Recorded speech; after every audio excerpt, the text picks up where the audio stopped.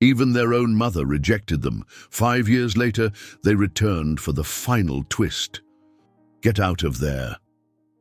The voice sliced through the heat of the afternoon like a slap.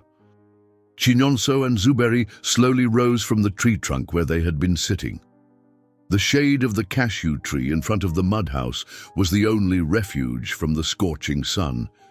But to Iya Nene, it was an offense. "Are you stones now? Trees? Always sitting there like enchanted statues, making my house look cursed." She held a bucket of laundry in her arms and shot daggers at the two of them with her eyes. Chinonso looked down at the ground, his face expressionless, but his fists clenched. Zuberi just took a deep breath and walked away with his brother. Nothing was ever enough for their mother. Not silence, not obedience, not the bodies they carried like armor. And what bodies? The two brothers, though still young, had broad arms, shoulders that seemed to bear the weight of the world, legs rooted like the trunks of baobab trees. There was no softness in their movements, no gentleness in their frames. In the village of Obidara, that was a problem. "Look at you!" Iya Nene spat on the ground. "You look like bulls. What man would want you around? You don't even have friends, always together, like two lost goats in the bush." Zuberi tried to smile, but it came out crooked. Chinonso just stared at the wall of the house. In the village, for as long as they could remember, they had always been the subject of whispers, pointing fingers, sideways glances. "They must be cursed," some would say. "No one is born like that. It's the work of spirits," others would murmur. They knew. Every word lingered in the air like dust that never settled. The neighbors didn't invite them to games, to parties, to rituals. They were the too big, the too wrong. The only solace they found was in each other's company, and even then, the silence hurt. That night, the clinking of utensils against plates sounded like judgment. Pa Okoro, their father, chewed quickly, his eyes half closed as he stared at his sons. The oil lamp cast shadows across the cracked walls of the room. "I heard you pushed 3 boys at school today," he said, his voice deep but unsurprised. "Another shame." Zuberi looked up cautiously. "They started it. They threw stones at us and called us monsters." "Because you are," Pa Okoro shouted, throwing his spoon to the ground. The clatter of metal against the dry floor made Iya Nene flinch slightly, but she said nothing. "You think you deserve respect? With chests like lumberjacks, backs like donkeys?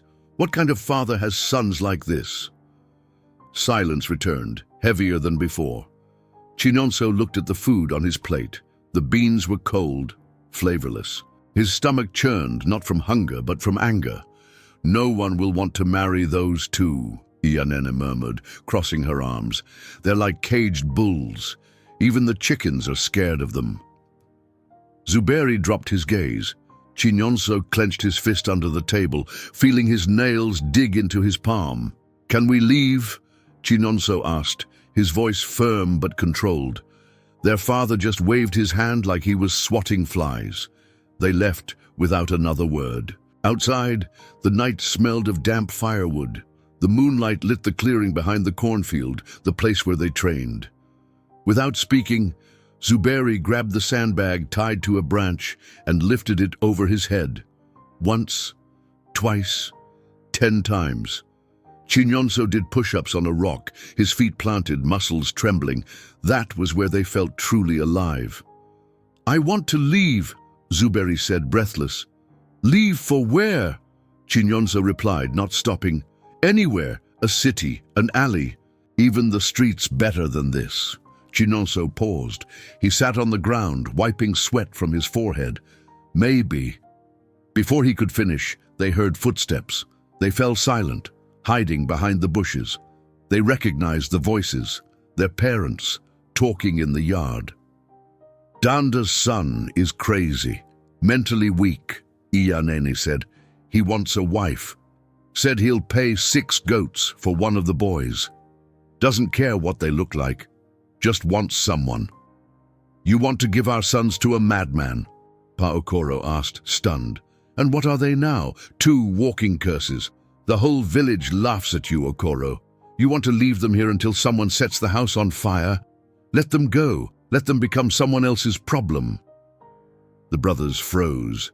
Each word cut like a blade. They no longer knew what hurt more, the anger or the certainty that there was no love left.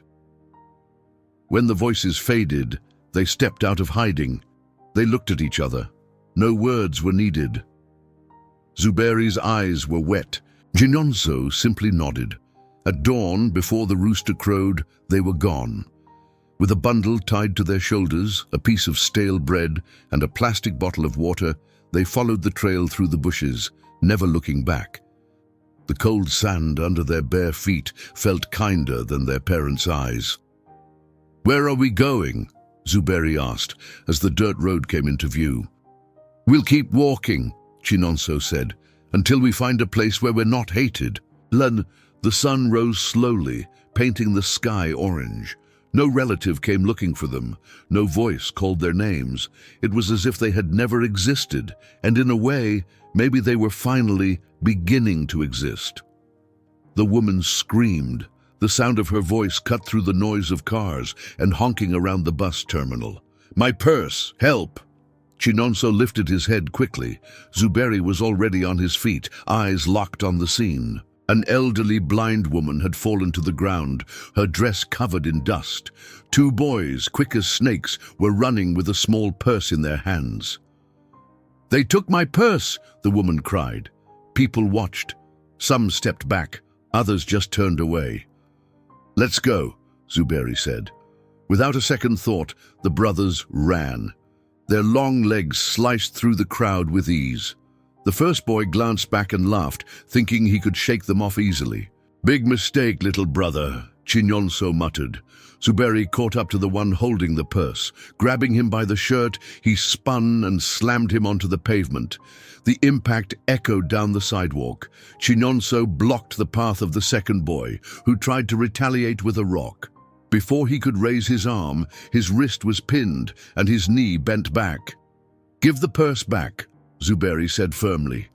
The boy threw the purse on the ground and slipped away, limping as he ran. A small crowd began to gather. Someone shouted, "Record it! Get this on video!"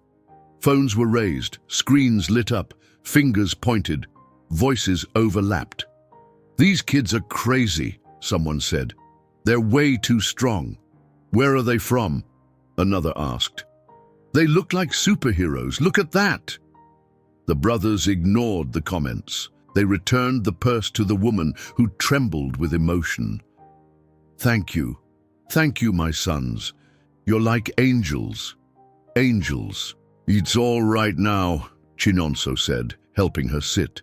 In silence, they went back to the corner of the wall where they had been sleeping.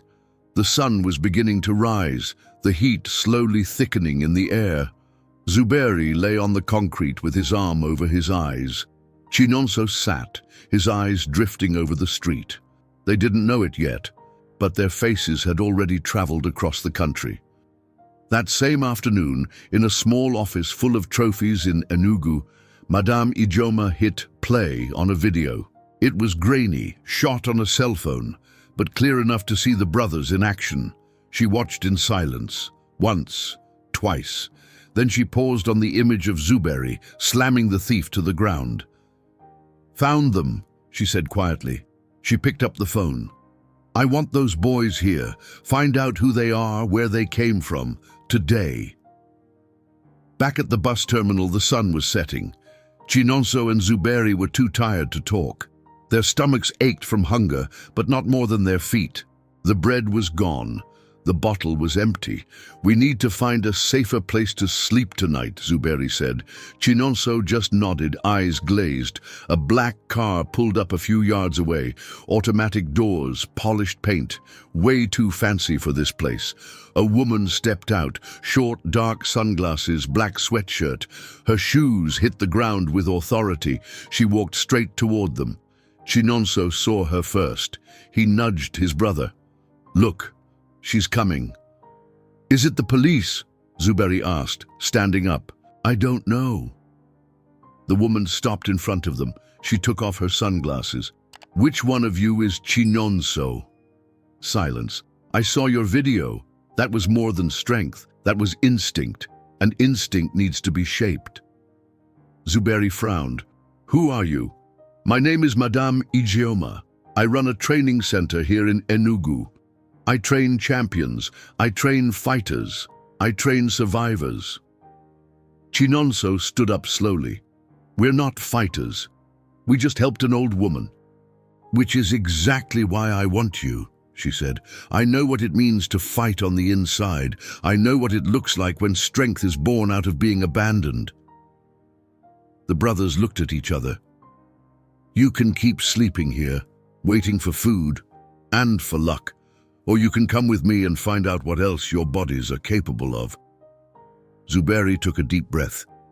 Chinonso answered, We'll go. The car ride was quiet. Sitting in the back seat, they watched the city stretch out in front of them. Neither knew what to expect, but they had nothing to lose.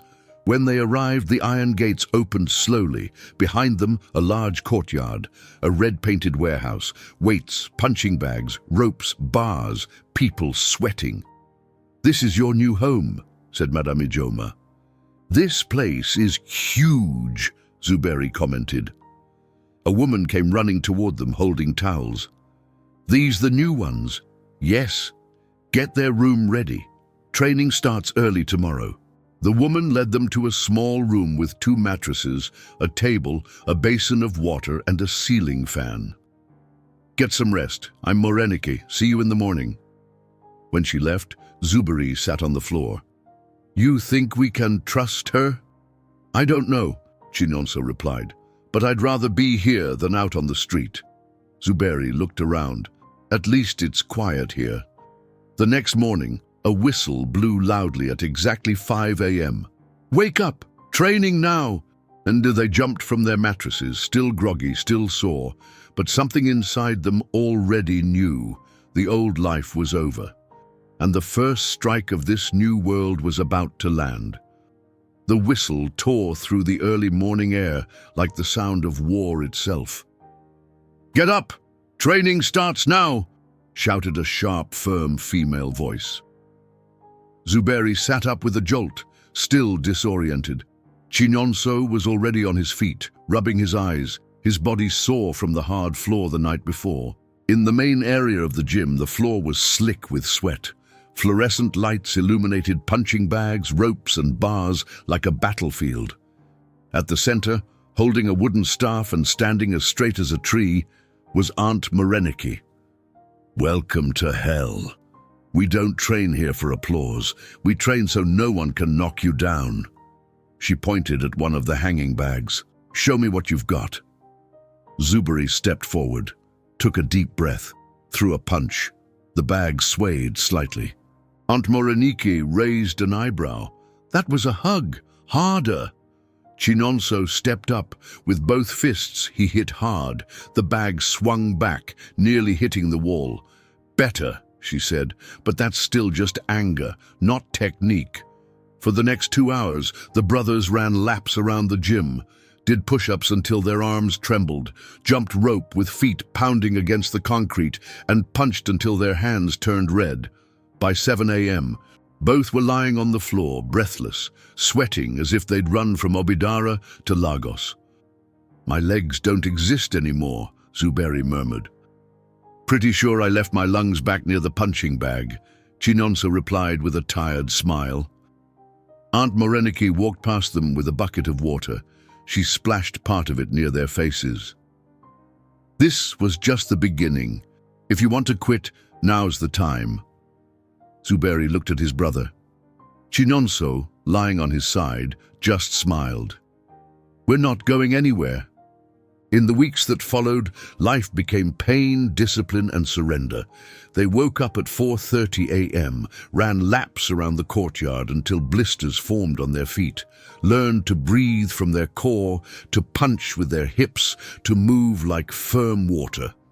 In the kitchen, meals were simple and strict: rice, beans, vegetables, and fruit. No soda, no fried food. The body was a temple, and they were learning to sculpt it with fire. At night, lying on thin mattresses, they spoke little. Sometimes they cried softly, without shame, without fear. They cried for what they left behind in Obidara. They cried for the words they never heard, but they also laughed. "Did you see Maruf's face when I knocked him down today?" Zuberi asked. "Looked like someone turned the lights off in his forehead," Chinonso replied, laughing. And so the days passed, and they kept growing. A month later, Madame Ijoma called them into her office. Behind her, shelves overflowed with medals and trophies. "You're ready for a real test," she said. The brothers exchanged a glance. "What kind of test?" Chinonso asked. "A fight, small venue, but serious. Bettors, a crowd. It's where the real ones stand out." Zuberi stepped forward. "We're in." "You don't have to win," said Ijoma. "Just show them who you are." The fight was set for a Friday night, in the back room of a bar in Enugu. The hall was small but packed. Shouts, cigarette smoke, the smell of cheap beer, and tense sweat. Chinonso would face a tall girl, firm muscles and stone eyes. Zuberi, a wiry guy, fast, with long arms and scars on his eyebrows. In the locker room, Aunt Moreniki wrapped tape around Chinonso's hands. "Remember, the ring isn't about proving anything to anyone. It's about proving to yourself that you don't have to run anymore." Across the room, Zuberi was already hopping in place, eyes focused. The bell rang. Zuberi entered first. The guy came in aggressive, launching a flurry of punches. Zuberi dodged, stepped back, then surged forward and landed a solid shot to the stomach. The boy staggered, dazed. Zuberi didn't stop. A right hook, then a sweep. His opponent hit the ground. The crowd erupted in surprised noise. As the ref counted, Chinonso stepped into the adjacent ring. The girl across from him smirked with disdain, but the smirk didn't last long. She came in fast with kicks, but Chinonso blocked two, spun, and landed a hook to the ribs. She stumbled. A second blow to the chin dropped her. Silence, then shouts, then cheers. "Where'd these two come from?" someone yelled. "Steel Brothers!" another shouted. Back at the gym, Madame Ijoma waited with towels and a reserved smile. "I'm proud of you, but don't ever let the crowd's noise become what drives you. True strength is what you have when no one's watching." Chinonso nodded. Zuberi just smiled. For the first time in a long time, they felt like they belonged. They weren't monsters. They weren't mistakes. And now the plane landed with a soft jolt, causing the cabin lights to flicker briefly. Chinonso looked out the window. The Johannesburg sky was grey, heavy, as if forecasting a storm. Beside him, Zuberi gripped his seatbelt tightly, his face serious. On the tarmac, a man in a navy blue suit waited for them, surrounded by assistants with badges and folders. "Welcome to South Africa. I'm Mr. Dlamini," he said, extending a hand with a smile that was just a little too smooth. "I hope you're ready. From here on, everything changes."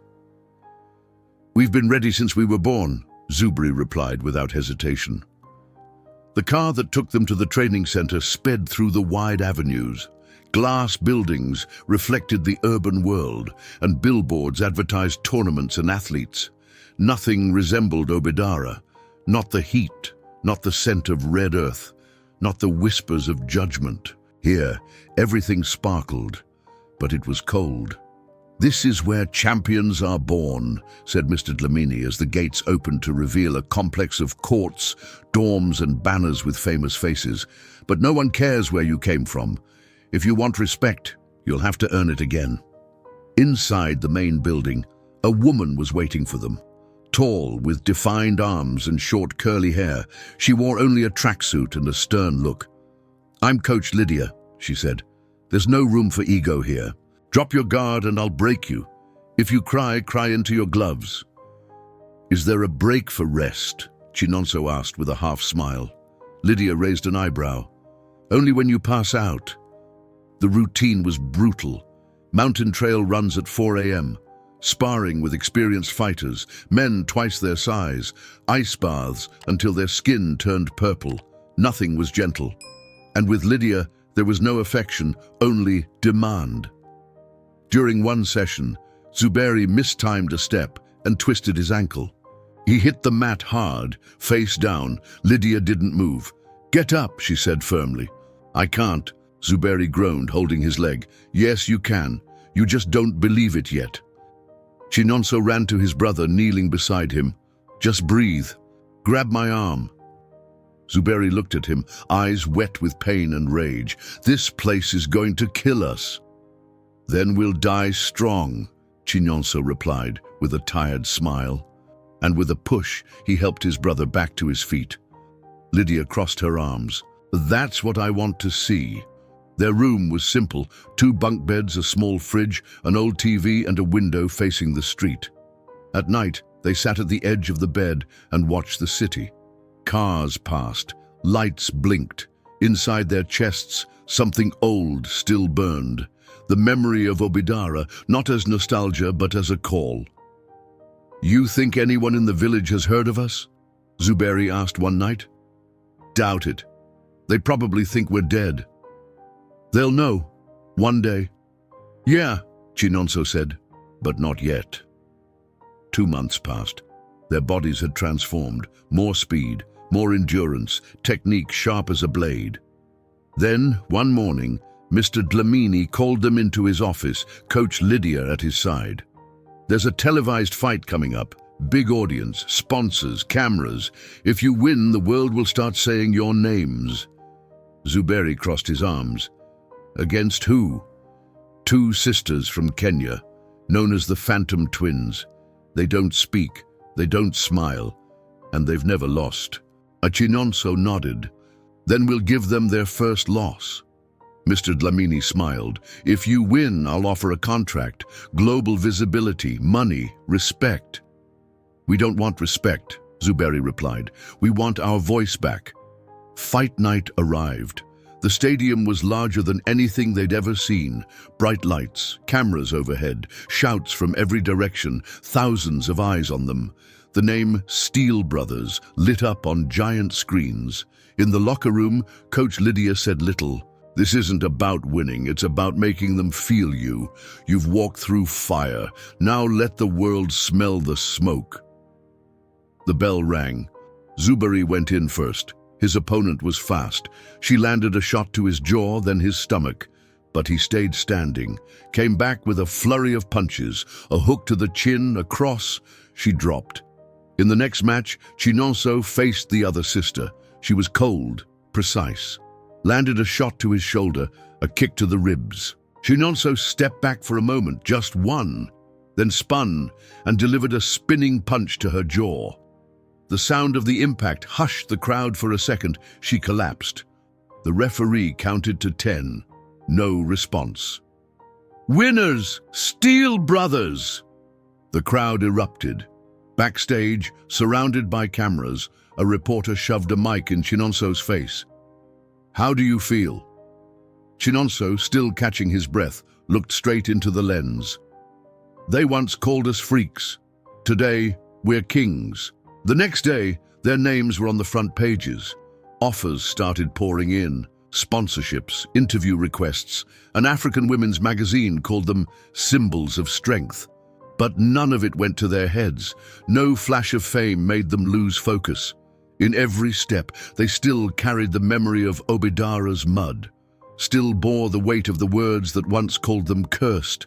They knew the journey was far from over, because somewhere out there was a village that cast them out. And they still had an appointment with that memory. But this time, they would return wearing armor and with a name. The Steel Brothers were just getting started, weren't invisible anymore. The engines growled before they were even seen. In the center of Obidara, children played in the packed dirt square, while adults sought shade under the few scattered trees. The air was heavy, stifling, as if something strange were about to happen. Then the silence was broken by the low rumble of 2 approaching vehicles. 2 black-polished jeeps slowly rolled in through the main road. On the doors, a golden emblem, two fists interlocked beneath a crown.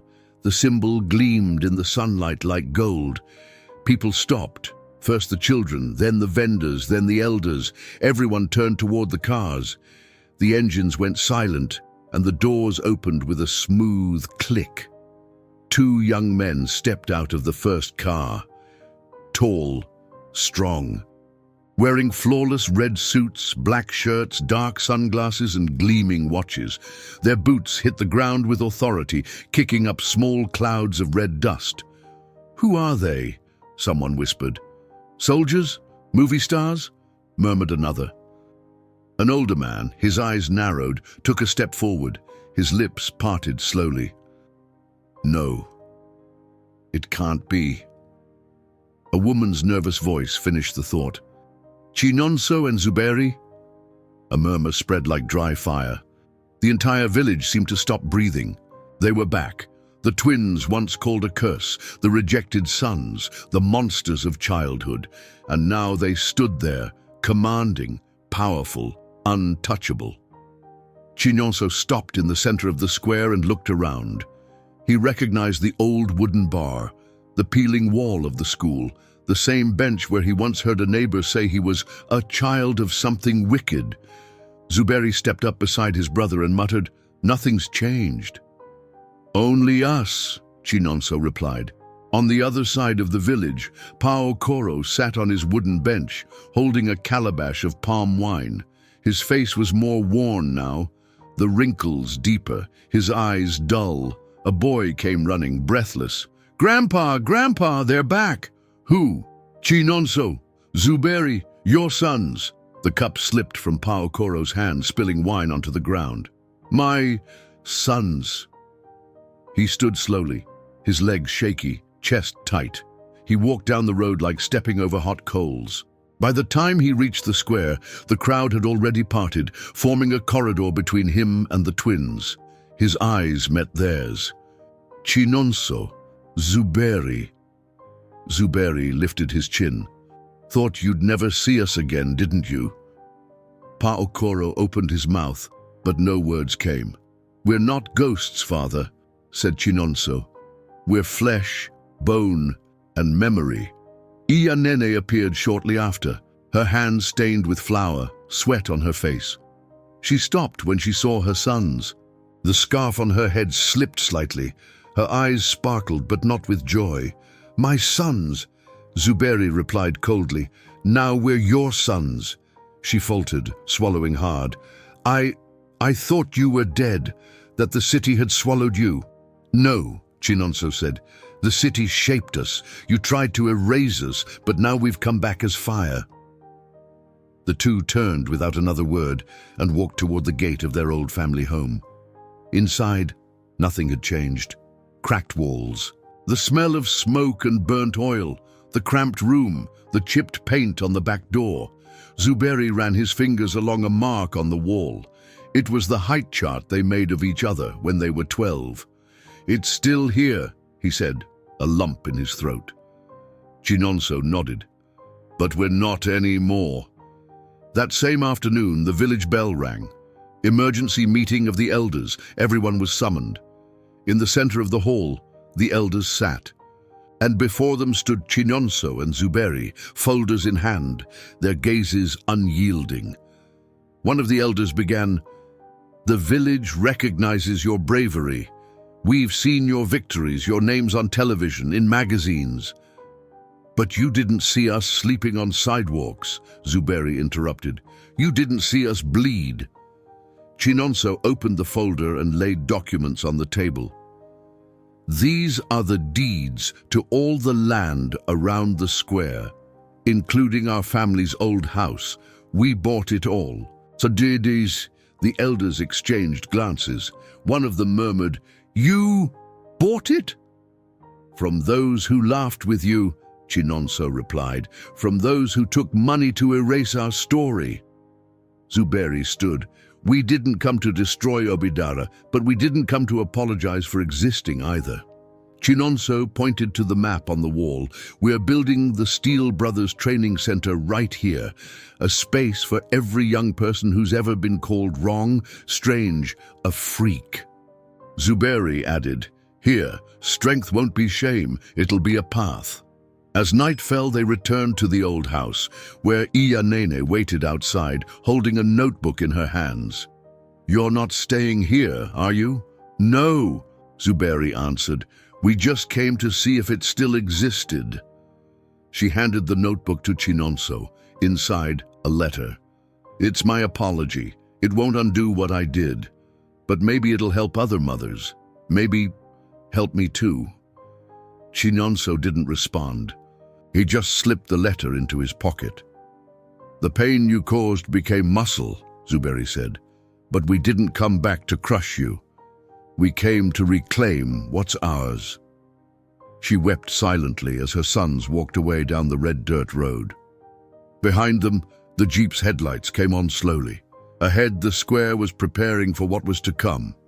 The fire had returned to Obidara, but this time, it was here to build. The first hammer strike rang out at 6 in the morning. The metallic sound shattered the usual silence of Obidara like thunder in a clear sky. Moments later, the groaning of heavy trucks rattling down the dirt road filled the square.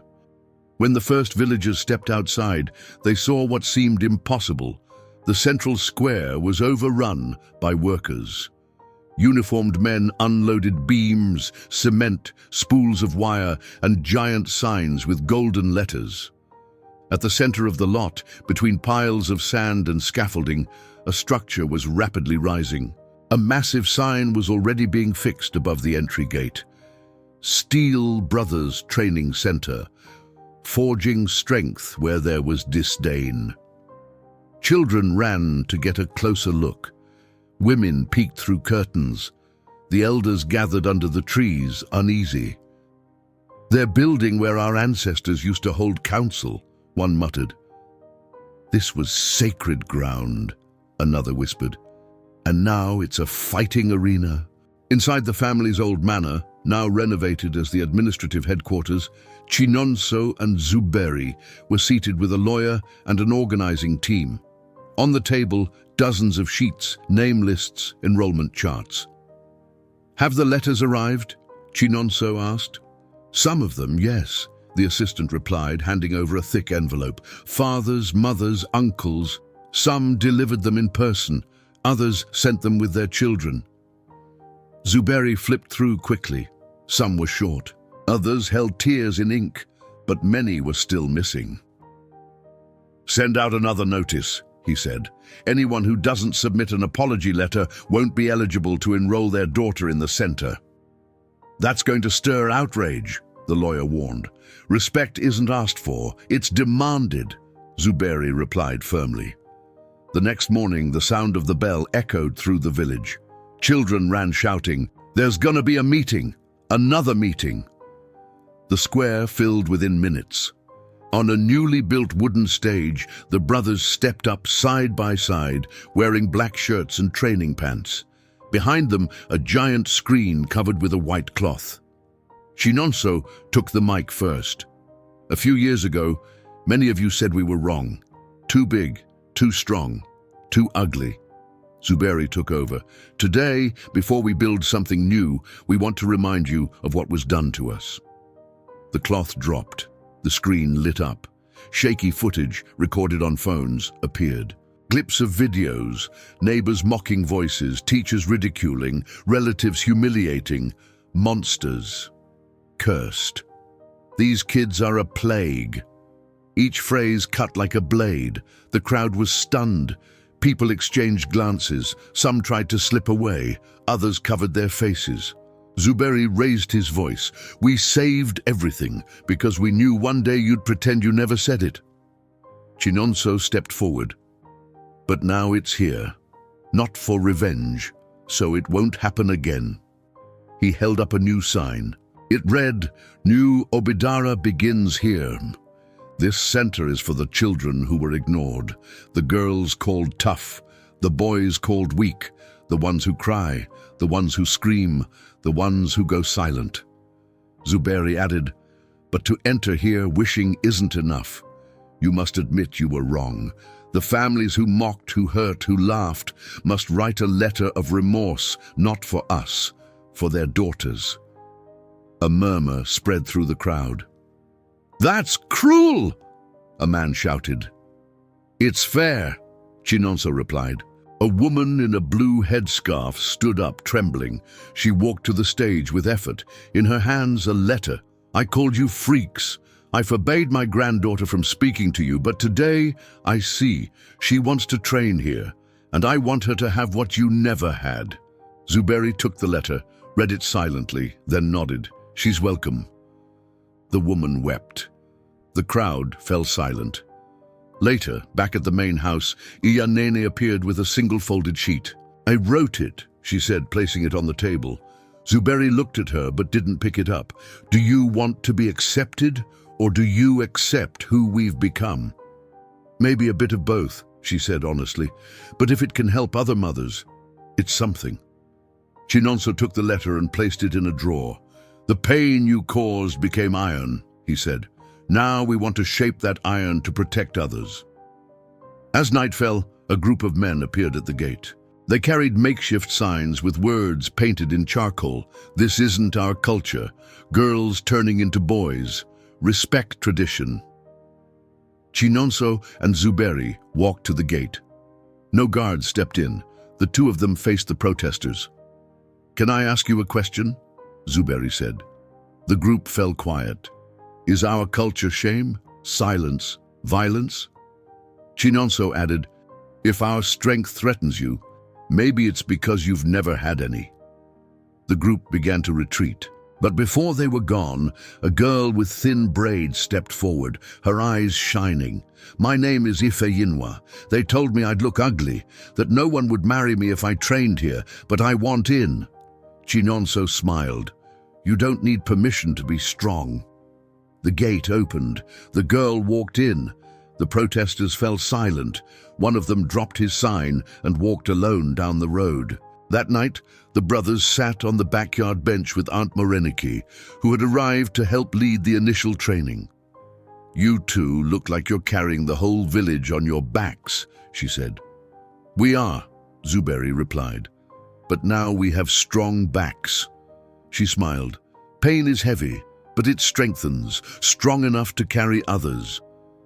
And for the first time in a long time, they felt they were exactly where they were meant to be. Not as victims, but as architects of a new era. It wouldn't be easy. It never was. And still they were here, upright, unshaken. The envelope slid beneath the iron gate before sunrise. One of the guards saw it first and rushed to the main dorm, knocking cautiously on Chinonso's door.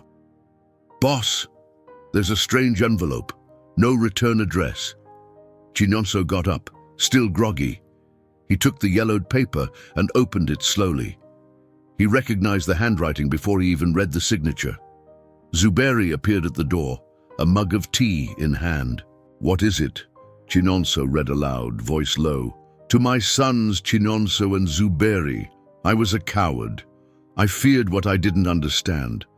I thought silence would protect me from shame, but it only made me a stranger to my own sons. Today I'm no longer a chief, just a man begging to be seen. Forgive me, not for my sake, but for yours, because carrying hate is a prison, and I want you to fly. Pa Okoro." He finished reading and handed the letter to his brother. Zuberi was silent for a moment, then folded the letter carefully. "At least now we know he's watching." Chinonso nodded. "But seeing isn't the same as understanding." The next morning, Pa Okoro appeared at the training center gate. He was alone. No chief staff, no beaded necklace, no offerings. Just him, dressed like an old farmer. The brothers met him halfway to the gate. "You sent the letter," Chinonso said. Pa Okoro nodded. "It was the only honest thing I've written in years." Zuberi crossed his arms. "You here to ask for forgiveness?" "No, I came to ask if I can still visit. Chinonso paused for a moment. Maybe, one day. But for now, we don't need you anymore. Pa Okoro lowered his head. I understand. And he walked away. No sound, no drama. That afternoon, construction on the center was nearly complete. The white and gold walls gleamed under the strong sun. Banners with the project's logo decorated the walls. 2 raised fists surrounded by laurel leaves. In the meeting room, Chinonso and Zuberi sat across from their new team. We've received over 50 applications, Chinonso announced, from nearby towns, from distant states, even from outside Nigeria. But before we open the gates, we need to make sure everyone is safe, Zuberi added, because Obidara hasn't changed yet, and maybe it never fully will. One of the trainers raised her hand. What if the parents try to pull the girls out by force? Let them try, Zuberi said. The ones who choose to stay, we'll protect, with all the iron we've built in our bodies. That night, the brothers sat around the fire behind the dorm. Aunt Moreniki had made corn porridge and was sharing a bowl with them. Remember the night you ran away from the village? She asked. Zuberi gave a half smile. My feet were bleeding before sunrise. And I thought we'd die on the side of the road, Chinonso added. And now here you are, Moreniki said. Look back. What did it cost to get here? Chinonso stayed quiet for a few seconds, then answered, It cost everything, but it was worth it. We lost something, Zuberi murmured. We lost our softness. Moreniki looked at them with tenderness. Sometimes, to protect others, you have to become a wall. The softness can come back later. 3 days later, a group of men showed up at the gate. They held crude signs. Some shouted angry slogans. You're destroying our culture. You're turning girls into boys. This goes against village values. Chinonso and Zuberi came out. No guards, no shields, just the 2 of them. Can I ask something? Zuberi said, raising his voice. The group fell quiet. Is your culture built on shame, on silence, on fear of your own daughters? Chinonso added, If our strength scares you, maybe it's because you've never had any. The crowd hesitated. One man looked down. Another dropped his sign and walked away. Before the rest dispersed, a skinny girl with tight braids and bright eyes stepped forward to the gate. My name is Uloma. They told me I'd become a man, that I'd be ugly, that no one would marry me, but I want to train here. Zuberi opened the gate with a firm gesture. You don't need permission to be strong. She entered. The protests fell silent. Silence won.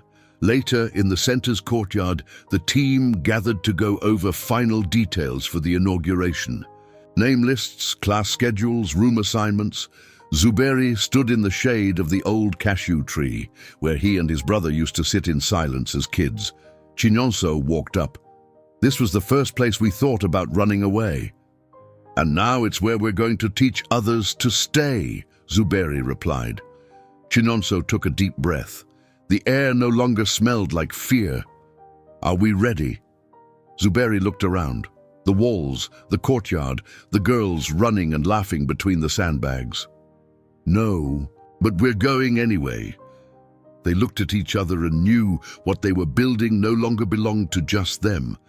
It was for every girl who had ever heard, "You can't," and for every girl who would now learn to say, "Yes, I can, and I will." The drum echoed through the village with the cadence of a royal announcement. Dust rose as dancers stomped the packed earth of the main square. Golden streamers fluttered in the wind. Children ran, trying to peek through the freshly painted gates. The center's walls gleamed under the bright sun. It was Inauguration Day. In bold letters, above the arch of the main gate, it read, "Steel Brothers Training Center, forged in rejection, raised by fire." Women in colorful garments lined up with bowls of symbolic offerings. Men leaned against trees, watching silently. Even the skeptics were there. It was impossible to ignore what was being born before their eyes. Inside the dormitory, Chinonso adjusted the collar of his black uniform, trimmed in gold. He stood before a wide mirror, shoulders square, eyes focused. Zuberi entered. Same outfit, same stance, same steady walk. "Ready?" he asked. "We were born ready. They just took too long to see it." They walked out together, passed through the gate slowly, deliberately. They were greeted by spontaneous applause. No official announcement, no shouting, just respect. In the central court, dozens of girls sat on arranged mats. Their ages ranged from 10 to 18, some brought backpacks, others arrived with nothing but their bodies and their will. Their eyes sparkled, shy, eager, alert. Chinonso stepped onto a small improvised stage. He took the microphone and breathed deeply. "Maybe you've heard this is a place to turn girls into boys." Pause. A few quiet giggles among the girls. "That's a lie. You didn't come here to become someone else. You came to become more of who you already are." Zuberi stepped forward and continued. "Maybe they told you that you're too big, too loud, too strong, that you should lower your head, cross your legs, keep your mouth shut." He scanned the crowd. Every girl seemed to hold her breath. "Well, here you'll learn to breathe deep, to walk with your head up, to enter a space and take up space." Applause. Some hesitant, others firm. Tears held back. "Here," Chinonso added, "you'll learn how to fight, yes, but also how to speak, how to think, how to say no, and how to say yes with pride." Outside, villagers watched in silence. Many had once spat in the shadows of those boys. Now they watched, unable to look away. In the weeks that followed, the center came alive. The girls woke at sunrise, ran, trained, burned their palms on ropes, slipped in the sand, learned how to fall and how to rise. One of them, Abochi, cried after a poorly executed drill. She hid behind the dorm. Zuberi found her, sat beside her. "Why are you crying?" "Because I'm not as strong as the others. My legs shake, my arms fail." "You think we were born ready?" he asked. "Strength isn't in the punch, it's in continuing, even while shaking." She sniffled. "So, I keep going? Until you stop shaking. And even after that, keep going." Newspapers began to show up. TV stations ran reports. Women's programs aired live interviews. The Steel Sisters, that's what they called the center now. A movement, a symbol. Messages poured in from girls across the continent. "My mom said I looked like a boy, but now I train because of you. You saved my life. Thank you for showing me that strength can be beautiful too." Zuberi read the messages at night while Chinonso sketched new expansion plans, more dorms, a library, a meditation room. One afternoon, Pa Okoro showed up unannounced. No beads, no ceremonial clothes, just a plain shirt, eyes lowered. The brothers sat on a bench watching the girls train. He approached slowly. "I came to see what you built." No reply. "I know I don't deserve anything, but I see it now, and I'm proud." Zuberi looked at him. "Pride without protection is hollow." "I know," Pa Okoro said. "I want to help." Chinonso stood. "Then go. Teach the men in this village to respect their daughters, to stop fearing strength. Teach the fathers not to become you." Pa Okoro nodded, eyes wet. "I will." And he left. That night, Iya Nene arrived with a tray. Jollof rice, fried fish, slices of plantain. "I only brought food, nothing more," she said. Chinonso took the tray. Zuberi offered her a bench. She sat, looked around, girls training, instructors walking the grounds, the golden sign high on the wall. "You made fire from ashes," she said, her eyes moist. Chinonso looked at her. "We're still your sons, but now we're also sons to every girl who was never defended." She nodded. There was nothing more to say. On the last day of the month, a ceremony marked the symbolic awarding of the first medals of perseverance. Every student received a uniform. Parents sat beneath tents. The village packed the square. On stage, a reporter from Lagos asked the final question, "What comes next?" Zuberi answered, "We keep going, here, and everywhere a girl is told to shut up. And to the village that once cast you out, what would you say now?" Chinonso took the microphone, looked into the silent crowd, then said, "Thank you." The audience looked confused. "Thank you for casting us out. Because if you hadn't, we might have stayed small. The pain was our forge. Now, we fly." The crowd rose in applause, not out of fear, not out of guilt, but out of respect. The brothers stepped down slowly from the stage, hands intertwined with some of the girls from the center. As they reached the gate, they looked back. The mud houses, the trees, the elders who had once refused to recognize them. Zuberi whispered, "We don't need a crown." Chinonso replied, "We already have a throne," and pointed to the top of the gate where it read, "The Iron Children of Obidara." They hadn't returned to be forgiven, they returned to be remembered, and now no one would ever erase them again.